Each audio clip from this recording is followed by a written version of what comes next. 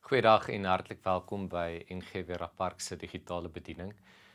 My naam is Morney Jacobs en ons gaan in vandag se preek saam lees uit 1 Petrus 2 van vers 19 tot by vers 25. En as jy nog nie het nie, is jy welkom om na die Bybelstudie video ook te gaan kyk, waar ons net so 'n bietjie meer oorsig gee oor die gedeelte, bietjie gesels oor die oorspronklike lesers van die teks, van die teologiese temas wat ons ook in die teks geraak lees. So jy is welkom om na daai video te gaan kyk. Maar uit vandag se teks uit gaan ons bietjie ander tipe vrae vra. Ons gaan bietjie kyk na roeping, want hierdie teks roep ons om op 'n bepaalde manier te leef en uiteindelik wat dit beteken om te lewe as 'n Christen, as iemand wat identifiseer as 'n Christen. Maar voordat ons saam lees, kom ons bid en dan dank ons die Here dat ons vandag sy woord kan ontvang. Hemelvader, dankie dat U woord aan ons openbaar, dat U ons daardeur voed, daardeur lei en dat ons ook in U spore kan volg daardeur. Gee Here dat ons vrede, bemoediging en versterking sal vind uit U woord uit, dat ons daarvolgens sal leef en ook sal ontdek wie ons is, wie U is, hoe ons aan U verbind is en wat daardie verbintenis beteken vir ons lewens hier op aarde. Dankie Here dat U woord vir ons toeganklik maak, dat ons dit het in 'n taal wat ons verstaan. Gee Here dat ons ook uiteindelik sal leer om daaruit te leef. Ons bid dit in die naam van Jesus. Amen. Dit is immers genade as iemand omdat hy met God rekening hou, onregverdig lyding verduur. Want watter aanprysing is daar vir julle wanneer julle oortree, lyfstraf ontvang en nogtans daarmee volhard. Maar as julle volhard terwyl julle goed doen en dan tog ly, dit is genade by God. Julle is immers hiertoe geroep, want Christus het ook ter wille van julle gelei. Hy het vir julle 'n voorbeeld nagelaat, sodat julle in sy voetspore kan volg. Hy wat nie sonde gedoen het nie, en in wie se mond geen bedrog gevind is nie, wat, toe hy uitgeskel is, nie teruggeskel het nie, toe hy gelei het, nie gedreig het nie, maar homself toevertrou het aan hom wat regverdig oordeel, wat self ons sondes in sy liggaam aan die kruishout gedra het, sodat ons, nou dat ons sondes afgesterf het, vir geregtigheid kan leef. Hy deur wie se verwonding julle genees is. Julle was immers verdwaal soos skape, maar nou het julle teruggekeer na die herder en bewaker van julle siele. Net weer daai vers 21 wat sê julle is immers hiertoe geroep, want Christus het ook ter wille van julle gelei. Hy het vir julle 'n voorbeeld nagelaat sodat julle in sy voetspore kan volg. Nou, ek dink 'n baie sentrale vraag wat ons moet vra elke dag as kinders van God, begin dit by hierdie identiteitsvraag van wie is ek? Wie is ons en waartoe is ons geroep? Daardie roeping is in die eerste plek 'n identiteitsvraag. Sien dikwels dink ons roeping is 'n werk wat ek doen, 'n beroep of 'n plek waarheen ek gaan of 'n bepaalde 'n ding daad wat ek verrig. Maar roeping is nog altyd 'n kwessie van identiteit. As ons byvoorbeeld gaan kyk na in die Ou Testament sê die Here ook ek het jou by die naam geroep, nee, jy is geroep om iemand te wees.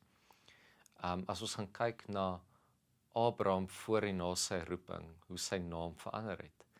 Abraham wat beteken vader, Avraham of Avram wat vader beteken en dan Avraham, sy naam wat verander na sy verbond met God wat vader van baie beteken. En in sy roeping word sy identiteit bevestig. As ons gaan kyk na die heel eerste roeping wat die mensdom kry in Genesis 1 om die aarde te heers oor die aarde en dit te bewerk, is dit 'n gemeenskaplike roeping. En hoekom? Hoekom het ons daai roeping? Want ons is in God se beeld geskep. En op daai stadium, as jy nou nog net Genesis 1 gelees het en nog niks van die Bybel gelees, ander gedeeltes van die Bybel gelees het nie, en nog nooit gehoor het oor God of Christendom nie, en jy lees net Genesis 1, en jy lees ons is geroep om te skep, want ons is in God se beeld geskep, en wat weet ons van God, dis 'n God wat skep, en hy skep goed, dan is ons geroep om in ons identiteit, wie ons is, mense wat geskep is in die beeld van God, om te leef soos wat God wil hê ons moet leef, om te doen wat God gedoen het. So, roeping gaan oor wie ons is, en dit kry vrug in wat ons doen. Ons moet nooit die twee andersom sien nie. So, daai baie belangrike vraag, en ek wil jou eintlik van die begin af uitnooi, gaan doen bietjie hierdie oefening. Vat 'n stuk papier of 'n stuk papier en 'n pen, of as jy nie wil skryf nie, kan jy ook op 'n rekenaar tik of op jou foon, maar doen jouself die guns en skryf net bo aan 'n bladsy hierdie vraag van wie is ek? En kyk wat daaruit kom. Gewoonlik as ons mense ontmoet, dan wat is die eerste ding wat ons vir hulle gee? Ons gee vir hulle ons naam, nê? Ons naam.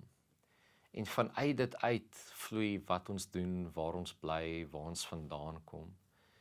En sien, die eerste ding wat ons wil doen as ons 'n vreemdeling ontmoet, is ons wil weet wie hulle is.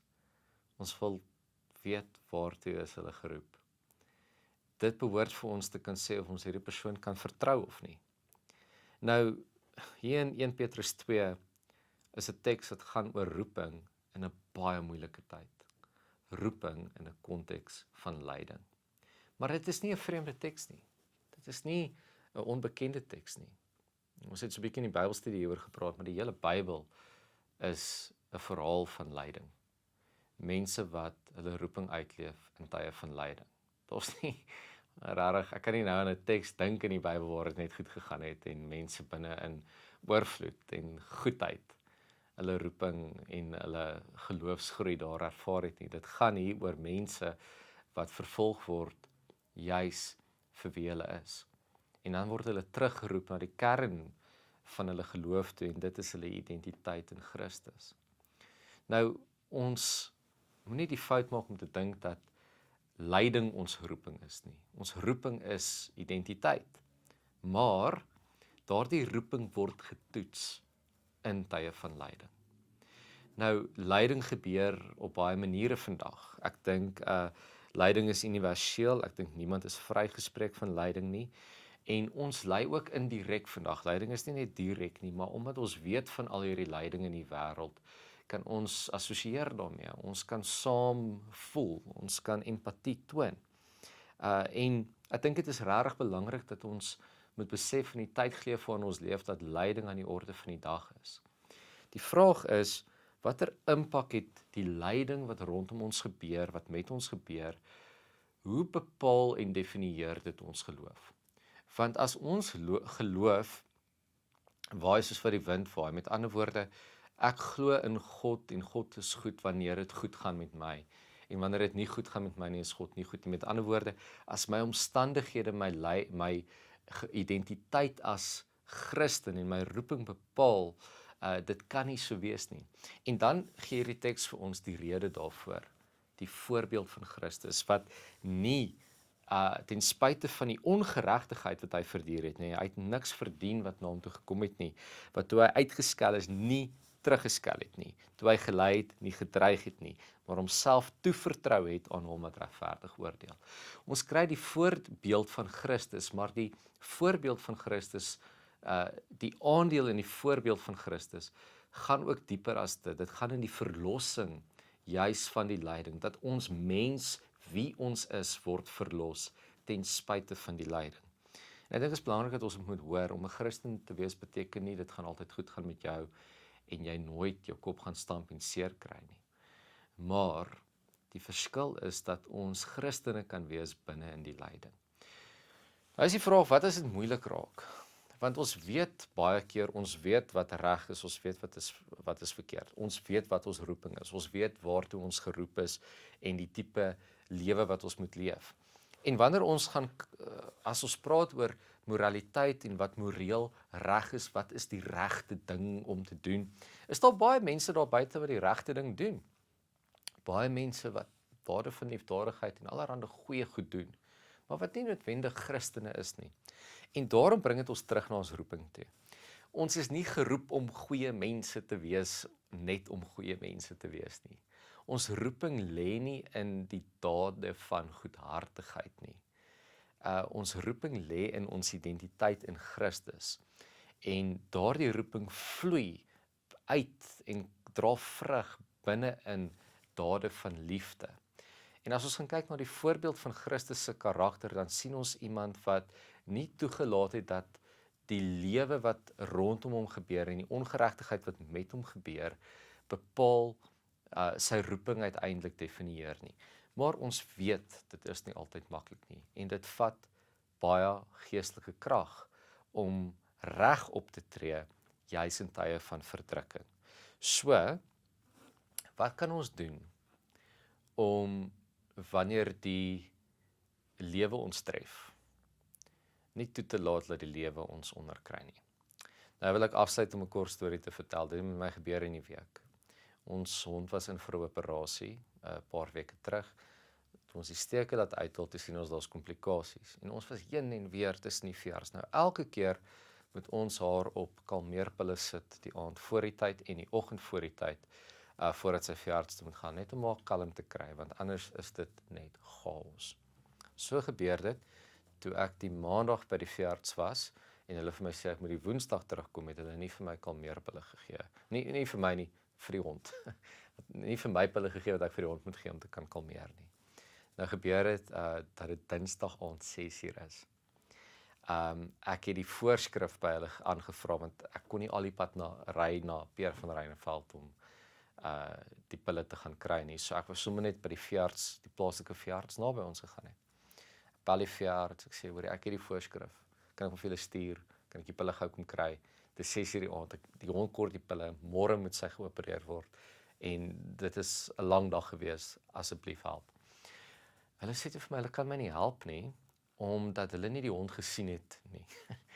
En ek was stom geslaan. Ek meen, dit voel vir my onregverdig, want ek het die voorskrif met die stempel van die veearts, die dokter se handtekening, die dokter se kwalifikasies. Hierdie ding is legit, hierdie ding is geloofwaardig. Julle kan my woord hiervoor vat.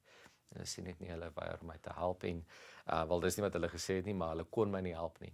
Nou ek praat met die persoon by ontvangs, man se naam is Johan en praat met Johan en ek gaan af op Johan van hoe is hierdie regverdig, is onregverdig, dit kan nie so werk nie, my hond gaan in vir 'n operasie.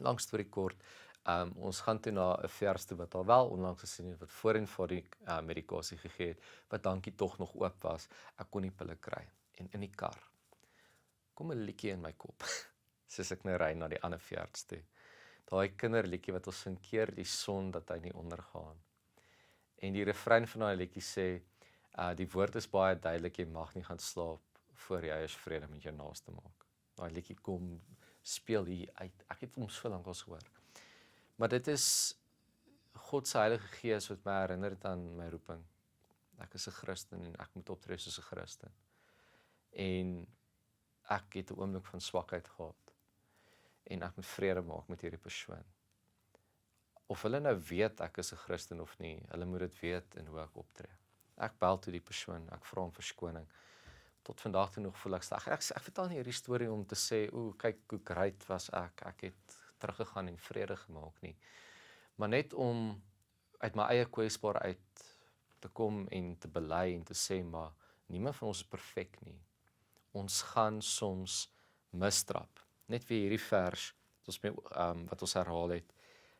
Hy het vir julle voorbeeld nagelaat sodat julle in sy voetspore kan volg. Die Bybel gebruik hierdie beeld van lewenswandel, peripateo in die Grieks. En ek dink dit is in Korintiërs of Tessalonisense wat die beeld gebruik, 'n roepingswaardige lewenswandel, dat die manier wat ons wandel deur die lewe roepingswaardig moet wees.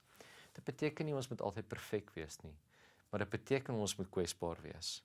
Ons moet kan erken wanneer ons verkeerd is, ons moet kan vra vir hulp, kan vra vir genade.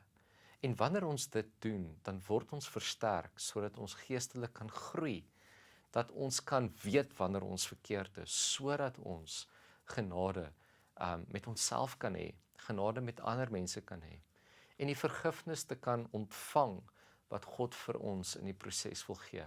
Die verwagting is nie om perfek te wees nie. Die verwagting is om jou roeping te onthou. Jy is 'n Christen. Beteken nie jy gaan altyd reg wees nie, maar dit beteken dat jy moet erken wanneer jy verkeerd is.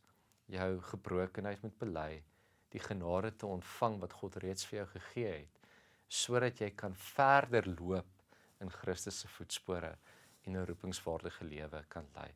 So mag ons uitgaan in die week, God se koninkryk sigbaar maak, nie in perfektheid nie, maar in gebrokenheid, in kwesbaarheid en in nederigheid.